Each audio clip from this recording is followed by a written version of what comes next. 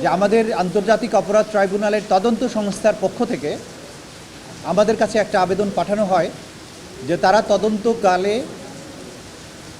Social media এবং সাধারণ গণমাধ্যমে তারা একটি তথ্য পান যে এই ট্রাইব্যুনালে একজন আসামি অভিযুক্ত শেখ হাসিনা এবং আরও একজন গাইবান্ধার আওয়ামী লীগ নেতা শাকিল আহমেদ, তাদের মধ্যে একটা কনভারসেশন হয়েছে টেলিফোনে, যেটা সামাজিক যোগাযোগ মাধ্যমে প্রথমে ভাইরাল হয়। পরবর্তীতে ওই কথাগুলোর ভিত্তিতে প্রিন্ট মিডিয়াগুলোতে অনেকগুলো নিউজ প্রকাশিত হয়, যেখানে দেখা যাচ্ছে সেই কনভারসেশনে আসামি অপোজিট পার্টি শেখ হাসিনা শাকিল আহমেদ সাহেবের সাথে কথা বলছেন যে আমার বিরুদ্ধে সারা বাংলাদেশে যে 226টা মামলা হয়েছে, যারা এই মামলাগুলো করেছে তাদেরকে মারার আমি লাইসেন্স পেয়ে গেছি এবং এদের বাড়িঘর ভাঙচুর করার জন্য তিনি নির্দেশ দেন যে তাদের বাড়িঘর যেন কারো অক্ষত না থাকে এবং একই সাথে তিনি পুলিশ কর্মকর্তাদের উদ্দেশ্যে একটা হুমকি দেন যে তারা যেন মনে রাখে যে তাদেরকে ভবিষ্যতেও চাকরি করতে হবে।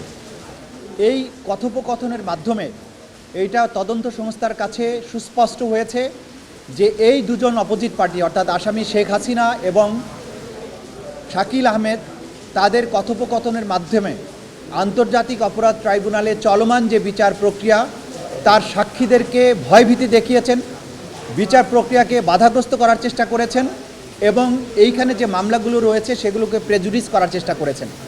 তার প্রেক্ষিতে তিনি মনে করেন, তদন্তকারী কর্মকর্তা মনে করেছেন যে এটার বিরুদ্ধে আইনগত ব্যবস্থা গ্রহণ করা না হলে সাক্ষীরা এই মামলায় সাক্ষ্য প্রদান করতে ভয় পাবেন এবং এই মামলার বিচার এবং তদন্ত প্রক্রিয়া বাধাগ্রস্ত হবে।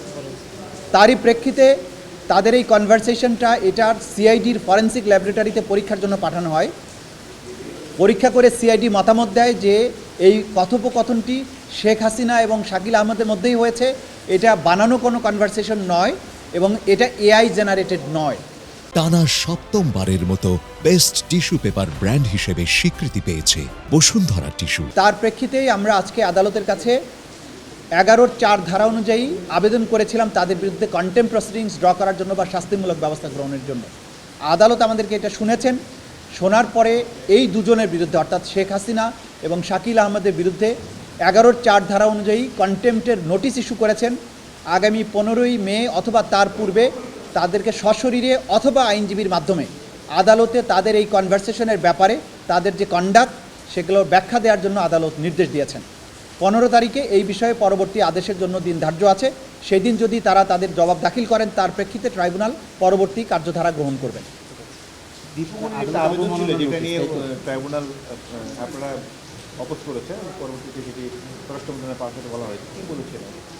আচ্ছা, একজন আসামি দীপুমণির পক্ষে একটা আবেদন করা হয়েছিল যে ট্রাইব্যুনাল যেন তার অন্তর্নিহিত ক্ষমতা ব্যবহার করে দীপুমণিকে একদিনের জন্য প্যারোলে মুক্তি দেন, তার অসুস্থ স্বামীর অপারেশন হবে এই কথা বলে। তো আমরা এই আবেদনের শুনানিতে বলেছি যে প্যারোলের ক্ষমতাটা পুরোপুরি স্বরাষ্ট্র মন্ত্রণালয়ের, প্যারোলের ক্ষমতাটা পুরোপুরি স্বরাষ্ট্র মন্ত্রণালয়ের। সে কারণে স্বরাষ্ট্র মন্ত্রণালয়ের কাছে তাদের আগে যাওয়া উচিত, কারণ প্যারোল কখনোই কোর্টের বিষয় নয়, আদালতের ডিসাইড করার বিষয় নয়। একই সাথে আমরা এটাও বলেছি যে এই ট্রাইব্যুনালে একটা মামলার নিয়ে ট্রাইব্যুনাল ডিল করছেন, কিন্তু যে আসামির জন্য প্যারোল চাওয়া হচ্ছে তার বিরুদ্ধে আরও অনেকগুলো মামলা বিভিন্ন আদালতে পেন্ডিং আছে। এই আদালত থেকে যদি একটা আদেশ তাদেরকে দেওয়া হয় তাহলেও তার তো মুক্ত হওয়ার কোনো সুযোগ নেই, অন্যান্য আদালত থেকে তাকে মুক্তি পেতে হবে।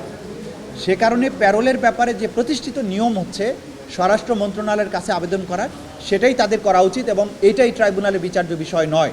ট্রাইব্যুনাল আমাদের এই যুক্তির প্রেক্ষিতে তাদেরকে বলেছেন যে এটা এই মুহূর্তে এইটার ব্যাপারে তারা কোনো আদেশ দেবেন না, তাদেরকে অ্যাপ্রোচ করতে বলেছেন স্বরাষ্ট্র মন্ত্রণালয়ের কাছে এবং তার প্রেক্ষিতে যদি ভবিষ্যতে দরকার হয় তখন তারা এইগুলো বিষয় কনসিডার করবেন।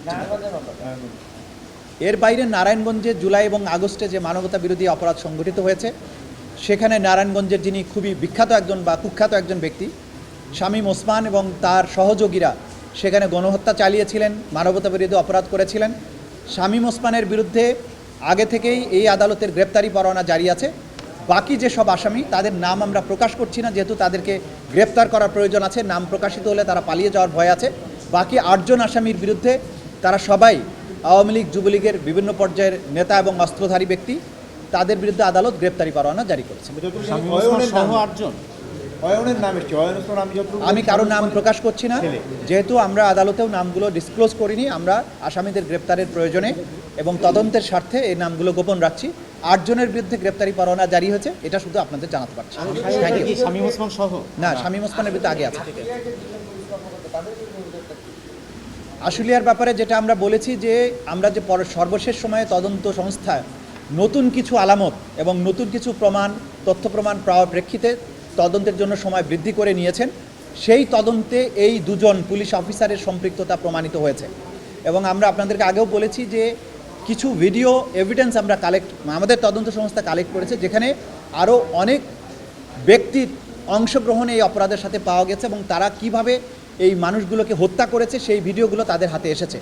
সেই ভিডিওগুলো যাচাই বাছাই করে এই 2 জনকে আইডেন্টিফাই করা হয়েছে, আরও ব্যক্তিদেরকে আইডেন্টিফিকেশনের প্রক্রিয়া চলমান আছে। এ কারণেই তদন্ত সংস্থার সময় নিয়েছে।